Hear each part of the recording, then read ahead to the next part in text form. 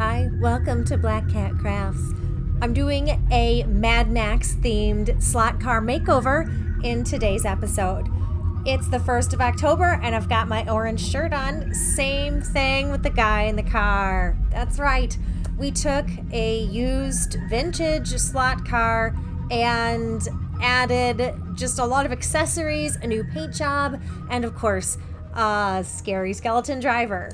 So this will be another easy craft from Black Cat Crafts, so it's not going to require a whole lot of new paints, new brushes, new tools, etc. This will be featured in my upcoming horror business park, and I need your help, so comment below with some ideas.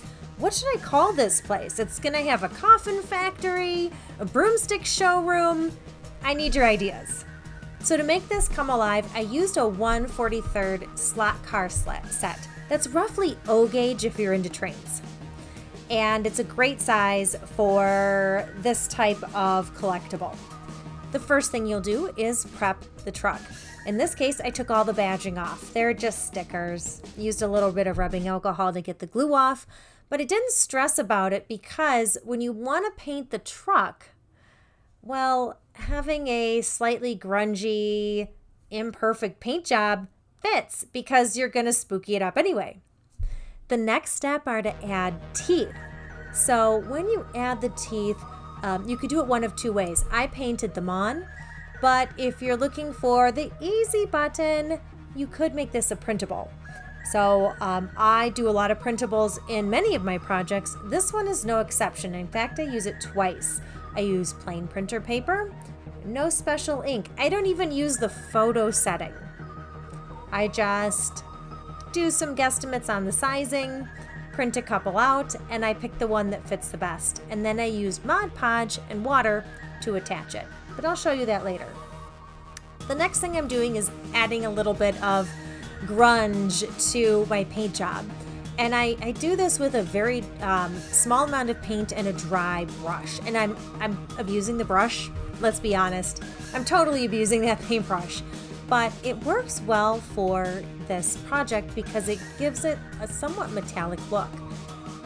Adding to the paint job is a bonus step, and that's a little bit of pure white on the hood. That's totally, not needed, but I like doing that on the areas that are kind of my high points. So you'll notice that on the exhaust as well, I highlighted those to really draw attention to them.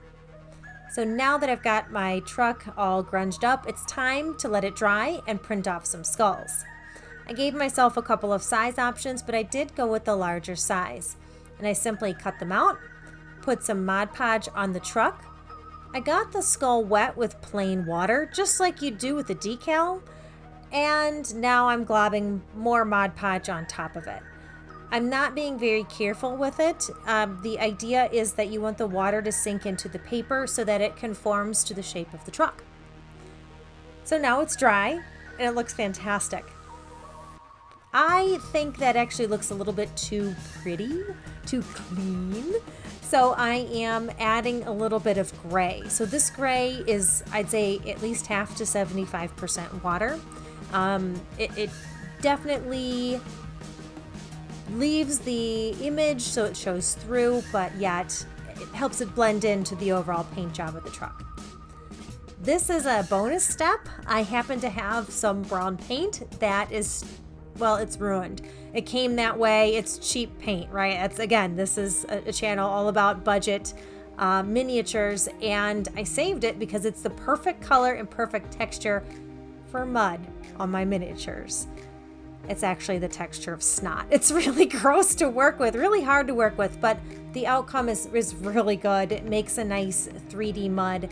I put it on all the parts of my truck where the wheels would naturally throw it out as it's driving forward. So now we're going to add some more accessories. I cut up that skeleton there. It was a dollar store find a few years back. He's actually a little large for my scale, but we'll suspend our disbelief. After all, this is a place where vampires, witches, zombies, and skeletons live in harmony. My first accessory is a garbage bag, and no surprises here, I made it out of a garbage bag. So I cut a rectangle of garbage bag and dropped in some hot glue. The hot glue makes it soft, and from there I just added in the arm and kind of cinched it up to make it look roughly bag-like. The next step will be to make the toxic waste in the back of the truck. It starts with a basic tube of paper, and then I cut it at an angle. Looking back, I probably should have made that yellow and tried to pre-print the toxic waste symbol on it. I did not, and so because of that, I'll need to fill it with hot glue that I'll paint to look like toxic waste. But first I need to add some drips. So I want a lot of drama, a lot of interest in this piece. And so the drips for me really make that happen. Now I'm going to add some additional things in the truck itself, and the rib cage goes in there. To make the leg bend nicely over the side, I did halfway cut it, not all the way through. I used hot glue to attach many things, but super glue worked better for this particular plastic. The super glue was just the right choice. The hot glue just wasn't sticking it nicely. So now that everything is on, let's take a break and assemble the driver. This is the hardest part of the craft. The truck doesn't have a lot of clearance, and so I had to get really creative with how to make this work. So we're starting with a polymer clay. I think polymer clay is correct for this particular project because you'll get a lot of opportunity to work with it, and it won't dry until you put it in the oven. So I made my guy. It didn't no science to it. I just did a visual estimation, and then from there tried to add arms and a body later. Now, the thing about this that you'll have to consider is not only the space in the cab of your car or truck, but also the motor. So we have to account for that, and I did account for the motor by actually pinching off the left side of the skeleton's body and the seat. So making the steering wheel there, you see I made a seat. Again, that whole left side is going to have to get pinched off to accommodate the engine, as you can see here. So I made 2 seats and pinched off opposite sides, and then actually just had that guy's arm over the seat, and that it was perfect. So I put it in the oven at 200 degrees Fahrenheit and let it harden. While that's in the oven, I am going to go ahead and paint my toxic waste barrel. I thought yellow was the best choice. It's very dramatic, it's very fun. The green is right out of the tube. This isn't a special color. The thing I like about this particular paint is that the green is fairly opaque. If your green is not, I would definitely add white. White is magical to, again, make an opaque paint color. So consider adding some darker green to get the right shade, but again, that white will get you where you need to go. I also had to do a couple of layers as well. As you can see, it's going on. It likes to smear. It doesn't really like that slippery hot glue texture. And again, if I add too much water, it won't be opaque. So you may have to do several coats is my point. So once that slime is all painted, we're going to add some highlights. So the green is still wet. It hasn't dried. And I'm dropping in some yellow. So it's just a blob of yellow on my paintbrush, and then I'm pushing it around to make swirls, and it's just some visual interest. So this is bonus, not required, but so much fun for the project. So I'm adding this yellow anywhere I think it needs some interest. In other videos, you've seen me add lighter colors where the light hits the project the strongest. And I'm not doing that here because it's not designed to be a highlight. It's just a variation within the toxic waste itself. Speaking of toxic, let's add a radioactive sticker to the barrel. I'm using watered down Mod Podge. It's about 50-50 mix.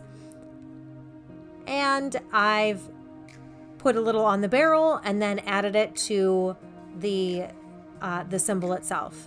Again, I just like the skull, I soaked it in a little bit of water for about 20 seconds first, and then stuck it on there. It bent really nicely and conformed to the shape of the barrel. So now that our driver is done cooking in the oven, we're going to go ahead and add him. I'm using uncooked polymer clay to attach him. And if he does look a little different, it's because we had a tragedy. He totally broke. I cooked him at a too high temperature. Part of it got blackened. It just fell apart and crumbled, so I did have to remake it. It was challenging getting him in there. You can see I broke his arm in the process. And I used some orange polymer clay to match his shirt, but needed to paint it black. So this part is just a visual aesthetic that I liked. I think it really adds to the overall look of the piece. And it really completes the look. Yes, it would be nice if the guy had hands.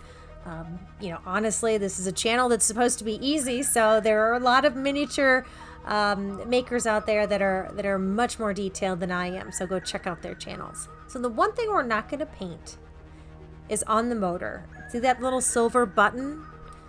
That will remain where it is. We're going to leave that alone.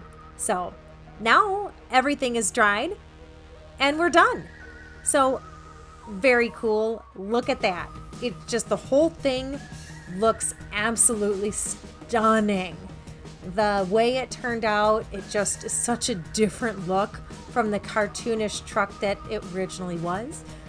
When this is all together, I'm going to have a number of buildings that it'll drive through again in my office park. So please give me industrial park names, something maybe gory, something scary. Nothing is, I think, too scary. This is not a children's channel. So thank you for stopping by.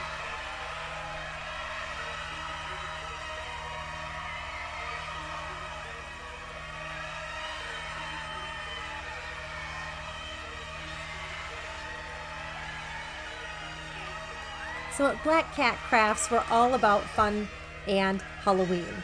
I'd love to hear project suggestions in the comments below. Let me know your thoughts, and see you again next time.